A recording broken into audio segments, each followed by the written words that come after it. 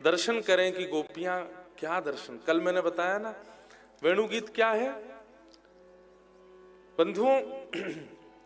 वेणु को कहीं शिव स्वरूप कहा गया, वेणु को कहीं ऐसा भी किसी टीकाकार ने वर्णन किया कि श्री हनुमान जी महाराज जी वंशी के रूप में ठाकुर जी के साथ कृष्ण लीला में विराज रहे हैं।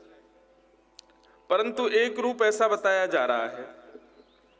वेणु गीत आज की जो वंशी बजी है उस वेणु के स्वर से गोपियों के चित्त में प्रेम प्रकट हुआ है। इसका मतलब क्या है? ठाकुर जी तो पहले से ही वंशी बजाते आ रहे हैं, आज की ही वंशी ऐसी क्यों बज रही है? तब इसका एक रूप हमारे रसिक जन कहते हैं कि ठाकुर जी की वंशी चोरी कर ली कौन ने? किशोरी जी ने। बोले 24 घंटा लाल जिया को अपने जो है का फेंट में खोसे रहे, ये हमारी बैरणी, हमारी शत्रुणी, हमारी सौत है, 24 घंटा उन्हीं के संग बनी रहे। सो किशोरी जी ने वाकु हरण कर लियो वेणु को। और जब ठाकुर जी खूब मांगे, अब राधे रानी दे दारू वंशी मोरी, जा वंशी मोरे प्राण बसत है, सो बंसी गई खोई,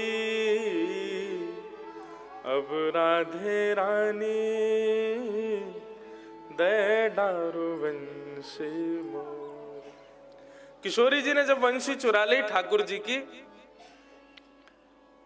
तो लाल जी कह रहे हैं वाह वंशी में मेरे प्राण बसे हैं, श्यामाजू मुझ को वंशी वापस करो। किशोरी जी को लगी कि या वंशी में प्राण बसे, हम में प्राण ना बसे इनके हैं, जो वंशी इतनी प्रिय लगे इनको। तो श्रीमद् भागवत के जो 2 महात्म हैं उनमें दूसरे महात्म में श्री यमुना जी वर्णन करती हैं कि कभी कभी ठाकुर जी के वंशी के रूप में श्री श्यामाजू ही विराजमान होती हैं अधर पर।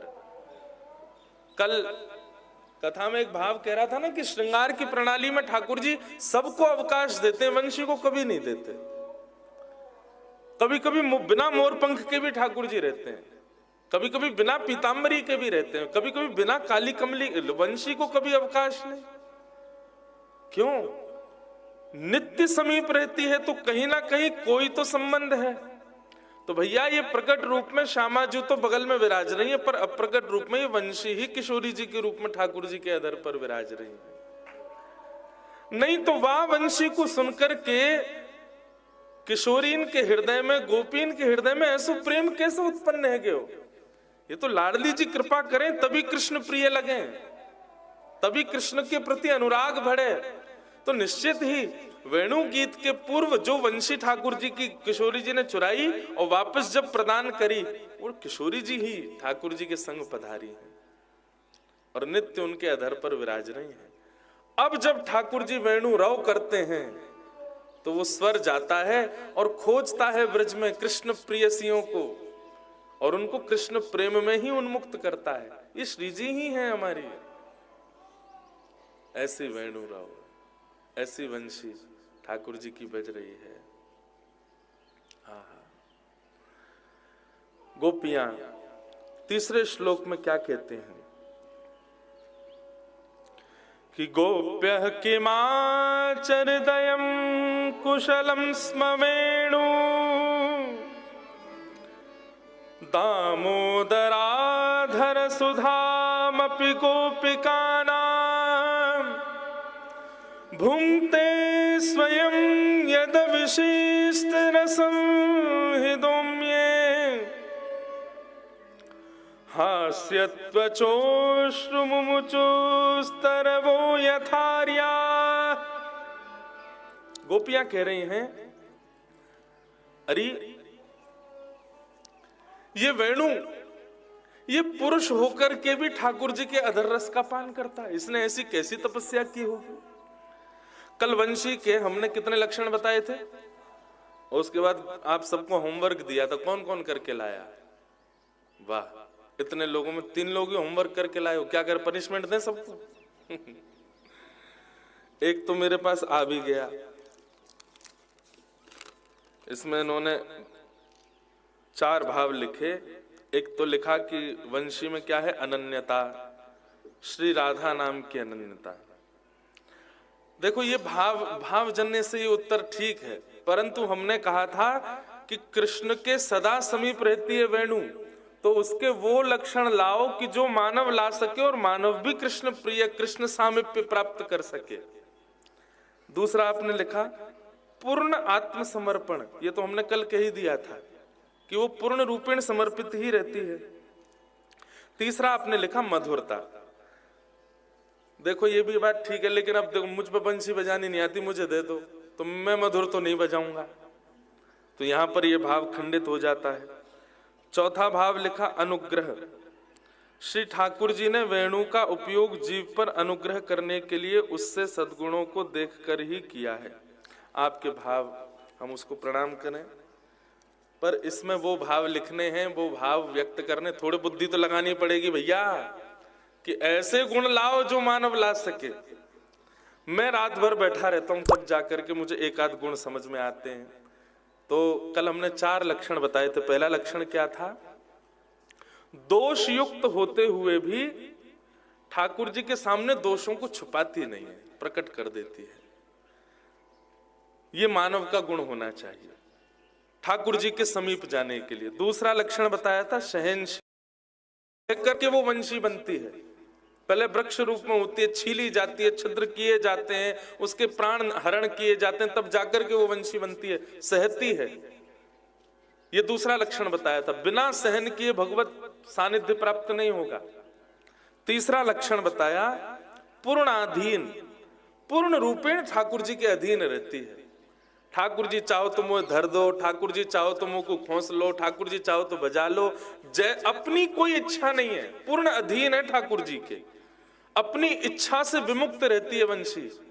ये तीसरा लक्षण बताया था। और चौथा लक्षण क्या बताया था, शरणागति, करवाती है, बिचौलिया है। क्या बताया था चौथा लक्षण, वंशी अपने प्रति आकर्षित नहीं करती, वंशी की ध्वनि आपको आकर्षण करेगी, लेकिन प्रेम यदि होगा तो वंशी वादन करने वाले से होगा, वंशी से नहीं होगा। लो आगे 2-3 होमवर्क कराएं। अब पहले हमारा होमवर्क सुनो। तो 4 लक्षण तो कल वंशी के बताए, फिर 2 लक्षण और रात्रि में समझो। मैं 10 लक्षण करूंगा 3 दिन में, 2 लक्षण रात्रि में क्या समझ में आए।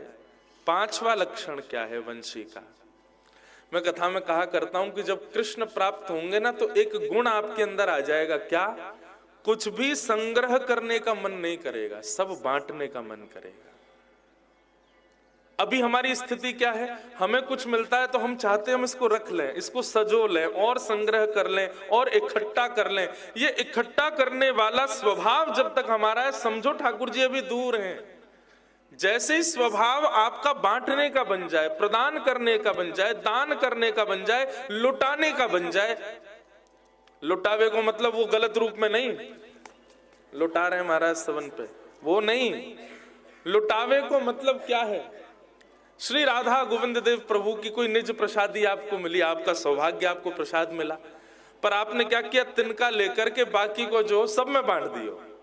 आप यहां से सुंदर कथारस लेकर के गए और जो कथा में नहीं आए बाबू बैठा करके ये कथारस बांट दियो। ये ऐसे लुटानो, संग्रह की स्थिति ना रहना, ये भगवत सामीप्य का एक लक्षण है। ठाकुर जी जब जीवन में आएंगे तो आपका संग्रह करने का मन नहीं करेगा, व्यय करने का मन करेगा, बांटवे का मन करेगा, लुटावे को मन करेगा। तो वंशी का स्वरूप क्या है, संग्रह नहीं करती है। वंशी अपने पास कुछ नहीं रखती है। वंशी में जल डाल दो वो निकर जाएगा, हवा डाल दो वो निकर जाएगी, रेत डाल दो वो निकर जाएगी, कुछ रखती नहीं है अपने पास में, संग्रह की स्थिति नहीं है। ये वेणु का 5वां लक्षण है। तो कृष्ण अधरामृत की प्राप्ति करना चाहते हैं तो कल बताए 4 लक्षण और ये 5वां लक्षण, संग्रह ना करना, संग्रह की स्थिति ना होना, और या फिर संग्रह किया भी केवल इसलिए जा रहा है ताकि उसका विक्रय किया जा सके, विक्रय नहीं, उसको बांटा जा सके, उसको लुटाया जा सके, उसको दान किया जा सके, इसलिए संग्रह किया जा रहा है, भोग के लिए संग्रह नहीं है। हमारी भाषा समझ में आ रही है ना। कई जन को तो उबासी आ रही है, सवेरे सवेरे आ गए 4 बजे उठ करके, पर बंधु ये बहुत सुख है। ऐसा सुख दिन भर में नहीं मिले, जैसे ऐसा लगे सवेरे बैटरी रिचार्ज करके गए और पूरे दिन फिर आनंद से विचरण कर रहे हैं। तो 5वां लक्षण क्या है वंशी का? संग्रह नहीं करती हो। और 6वां लक्षण क्या है? बहुत सुंदर लक्षण है। मेरे को तो जब लक्षण याद आते हैं तो मैं नाच लेता हूं। जब मैं भाव लिख रहा था तो ये लक्षण जब मन में आ रहे थे तो अपने आप ही मन रूपी मयूर नृत्य कर रहा था, और श्री जी को बार बार धन्यवाद कर रहे कि आप ये लक्षण बता करके मानो हमको प्रेरणा दे रही हैं कि ये लक्षण पालन करो, आ जाओ कृष्ण के अधरों के समीप। 6वां लक्षण वंशी का क्या है? वंशी किसी को भयभीत नहीं करती, अभयदान। वंशी से किसी को भय नहीं होता, वो अभय प्रदायक होती है। वंशी की प्रजाति के वृक्ष, वंशी के प्रजाति के अन्य अन्य साधन, चाहे वो डंडा हो, चाहे वो लट हो, चाहे वो मोटे बांस हो, सब भय प्रदायक होते हैं, सबसे भय होता है। लेकिन जैसे ही वो वांश वंशी के रूप में प्रकट हो जाती है, अभय देती है, किसी को भय नहीं देती, फिर उससे किसी को भय नहीं होता। अरे किसी को कोई प्रहार भी करना हो, किसी पर कोई किसी को दंड भी देना हो, वंशी का उपयोग कोई नहीं करेगा, अन्य अन्य साधनों का उपयोग कर लेगा, लेकिन वंशी पास हो, कोई वंशी फेंक के मारे ऐसा कोई निर्दय नहीं होगा। वंशी अभय दान करती है, ये वंशी का 6वां लक्षण है। तो मानव को ये लक्षण अपने भीतर लाने हैं, ठाकुर जी के अधरन के समीप पहुंचवे के काज, अभय दान। अच्छा एक बात, वंशी का निर्माण किसने किया? वंशी ये जो वाद्य है इसके निर्माता कौन है? स्वयं श्री कृष्ण है। कैसे? हमारे एक रसिक जन वृंदावन में कथा सुना रहे, बोले एक दिना गैया ने जाकर के ठाकुर जी से शिकायत करी। ठाकुर जी को गैया बहुत प्यारी लगे, गैया लगे अति प्यारी जग पालनहारी, गैया लगे। ठाकुर जी को बहुत प्यारी लगती है गैया। तो गैया ने जाकर के एक दिन ठाकुर जी शिकायत करी। ठाकुर जी शिकायत नहीं करी, ठाकुर जी ने एक दिन गैया से पूछ ली, अरे गैया तू एक बात बता, तो को कोई से भय तो ना लगे?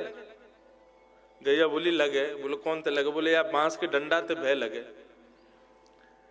मोकू चरावे वारे या जिनके घरन में मैं रहूं, वे सब कभी ना कभी याय दिखा करके मुझको भयभीत करें श्याम सुंदर। तो उस गैया को निर्भीक करने के लिए, उस गैया के भय को निवृत्त करने के लिए ठाकुर जी ने कि कौन ने दियो तो को भय? बोले या बांस ने दियो मुझको भय। सो ठाकुर जी ने अपने एक हस्त कमल से पकड़ा, तो जैसे एक हस्त कमल का स्पर्श किया, 3 उंगलियों के स्पर्श से 3 छिद्र प्रकट हो गए। दूसरे हस्त कमल का स्पर्श किया, 3 छिद्रों से, 3 उंगलियों के स्पर्श से 3 छिद्र और प्रकट हो गए। और उसी बांस को जिसने गैया को कष्ट दिया, श्रम दिया, उसको भयभीत किया, उसी बांस को जब ठाकुर जी ने खींचा तो 6 छिद्र प्रकट हो गए। जैसे ही अधर पर लगाया तो 1 छिद्र और प्रकट हो गया। ठाकुर जी ने जैसे ही प्राण पिरोए तो गैया मंत्र मुग्ध है करके नेत्रन से अश्रु प्रवाह करने लगी। ठाकुर जी बोले बता अब तो को भय लग रहा है? बोले नहीं, अब तो ये प्रेम प्रदायिका है गई है, अब तो ये प्रेम प्रदान कर रही है। गैया को भय प्रदान करे वंशी बांस, या हमारे ठाकुर जी ने वही को वंशी के रूप में प्रकट कर दियो कि अब या से तो को कभी भय नहीं लगेगा। तो वेणु का 6वां लक्षण क्या है? वो अभय प्रदान करती है। श्रीमद् भागवत में भी कहा गया है, सबसे बड़े दानों की श्रृंखला में एक दान का नाम है अभय दान। मुझसे किसी को भयभीत होने की आवश्यकता नहीं है,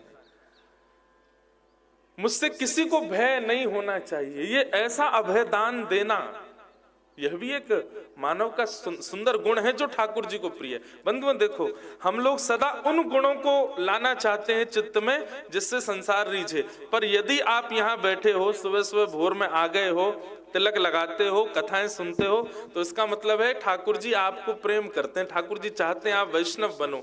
और यदि आप वैष्णव हो तो मेरी एक बात मानिए, कोई नियम पालन करो चाहे मत करो, पर जहां भी कथा सुनो, सत्संग सुनो, यूट्यूब पर सुनो, कुछ भी श्रवण करो, सदा उनकी लिस्ट बनाओ कि हम ऐसे लक्षण चित्त में लाएं जिनसे श्याम सुंदर रीझें।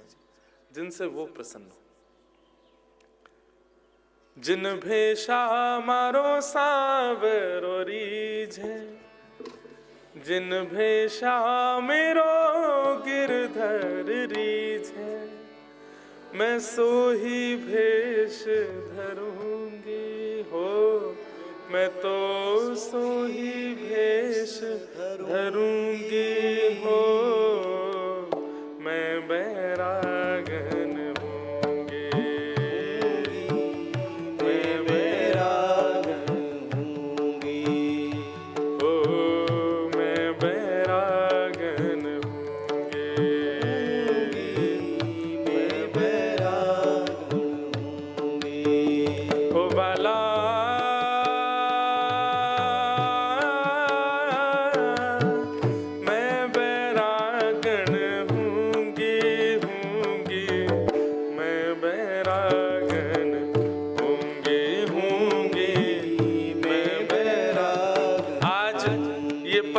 कुछ नई पंक्तियां सुनाते हैं आप।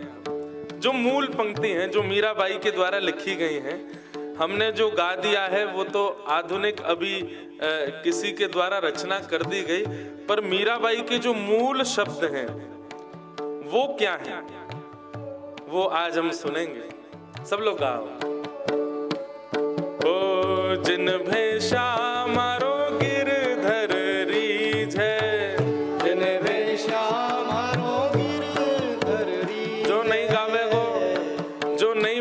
नहीं गावेगो वाकू अपने बगलवारी की सौगंध है। देखो सबन के फोन न कर आए बाहर, तुम्हारी बैटरी खत्म हो जाएगी। अरे ये सब धर दो भैया, प्रेम से गाओ, उर्दबाहु हो जाओ।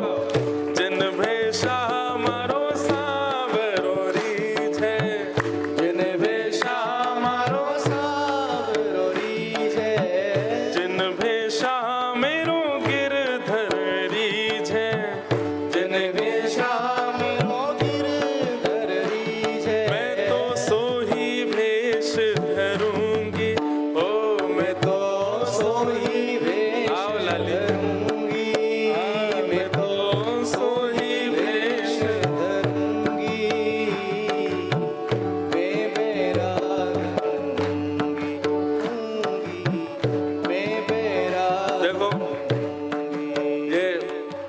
जिन भेषा मारो सांवरो रीझे। ठाकुर जी बोले लाला माला पहन के गा, तेरो माथो सुनो बढ़िया ना लग रो, चंदन लगा के दे, चंदन आ गयो माला आ गई। हमारी अपनी इच्छा नहीं है कोई। जिन भेषा मारो साहिब रीझे, जिन भेषा मारो सांवरो रीझे, जिन भेषा मेरो गिरधर रीझे, जिन भेषा नीचे विराजो, मैं तो सोही भेष धरूंगी हो, मैं तो सोही भेष धरूंगी। अरे हाँ मैं बैरागन होंगी, मैं बैरागन। मीराबाई कह रही हैं ठाकुर जी किससे रीझेंगे, क्या करना है।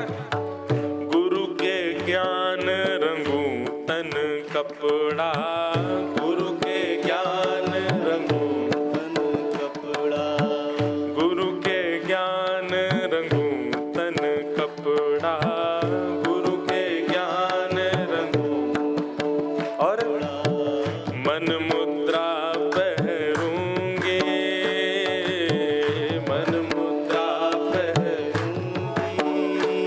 हे प्रेम पीयूष हरि गुण गाऊं, प्रेम पीयूष हरि गुण गाऊं, प्रेम पीयूष हरि गुण गाऊं, प्रेम पीयूष हरि गुण गाऊं। चरणन लिपट रहूंगी हो, मैं तो चरणन लिपट रहूंगी, हाँ मैं तो चरणन लिपट रहूंगी हो, मैं तो चरणन लिपट रहूंगी। अरे हाँ मैं बैरागन होंगी, मैं बैरागन हाँ होंगी, बैरागन होंगी, मैं बैरागन होंगी। ओ बाला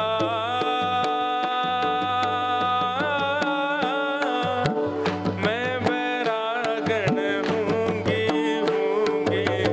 मैं बैरागन होंगी, मैं बैरागन होंगी, मैं बैरागन होंगी, मैं बैरागन। और क्या कहती है मीराबाई, यातन की मैं करूं के गरी, यातन की मैं,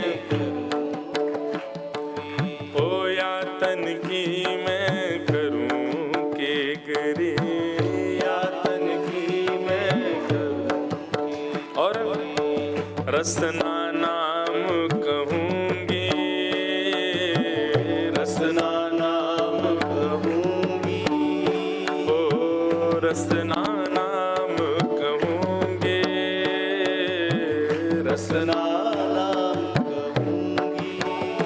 ओ मीरा के प्रभु गिरधर नागर, मीरा के प्रभु गिरधर नागर, मीरा के प्रभु गिरधर नागर, मीरा के प्रभु गिरधर नागर। हाँ साधु संग रहूंगी, ओ मैं तो साधु संग रहूंगी, हाँ मैं तो वैष्णव संग करूंगी, ओ मैं तो वैष्णव करूंगी। अरे हाँ मैं बैरागन होंगी, मैं बैरागन हाँ होंगे, मैं बैरागन होंगे, होंगी, मैं बैरागन। सब लोग गाओ, ओ बाला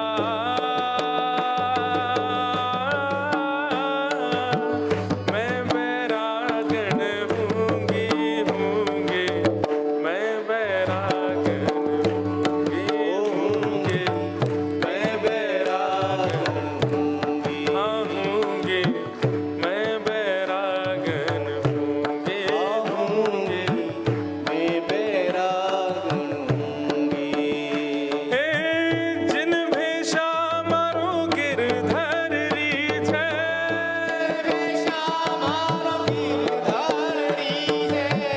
जिन भेषा मारो सद्गुरु रीझै,